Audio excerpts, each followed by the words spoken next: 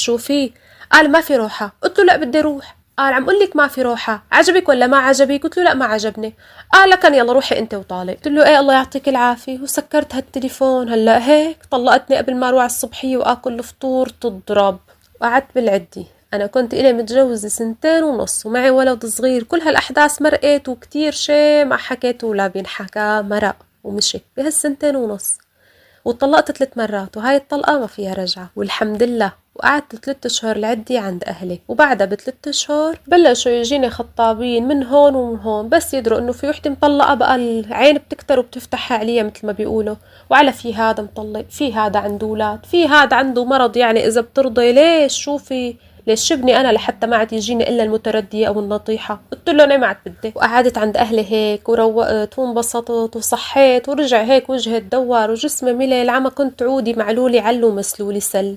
وعم ربي هالولاد ومبسوطة هيك لحتى قالت لي أمي خلص والله هالمرة جايك كأنه ابن الحلال. يعني أنا لساتني صغيرة، كل عمري صار 23 سنة.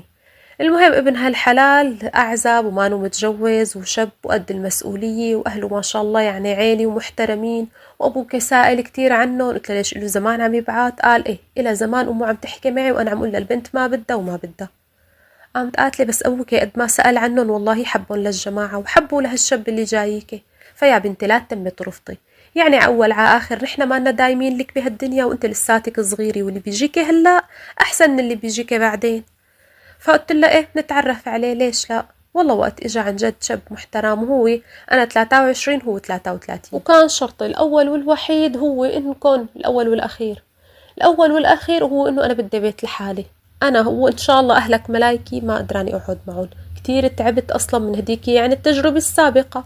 فقال انا اصلا يعني في امكانية الحمد لله اخذ لك بيت وافرش لك اياه ونعيش ونكون مبسوطين. وبالفعل هذا اللي صار وتجوزت. أنا أقول بكرة ها يلا بتبين حماتي حقيقتها. طبعا أنا محترمة معه وكتير منيحة، أنا ما بدي لوم إنه كل الناس مثل اللي كانوا معي هدوليك، لا، بس عم بستنى أقول ده تتغير، يعني مثل هدوليك ما تغيروا علينا، لا.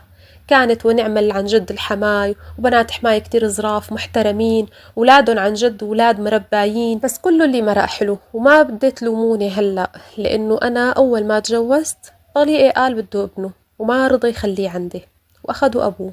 وهاي أكتر شي مثل ما بقولوا غصة بقلبي. وبدي تدعو لأنه الله يشفيني من هذا المرض ويجمعني بابني هيك على أهون سبب، لأنه كمان الله هون رزقني بصبي، وكل ما بشوف ابني كيف عم يكبر بحنان ودلال وهيك بتحسر على هداك ابني الأولاني، لأنه بعرف بيت جده ما رح يدللوه، لا رح أبوه يصرف عليه مثل الخلق والعالم، وأمه ما معه. رأيكم أنا غلط وقت تركته ولا أنا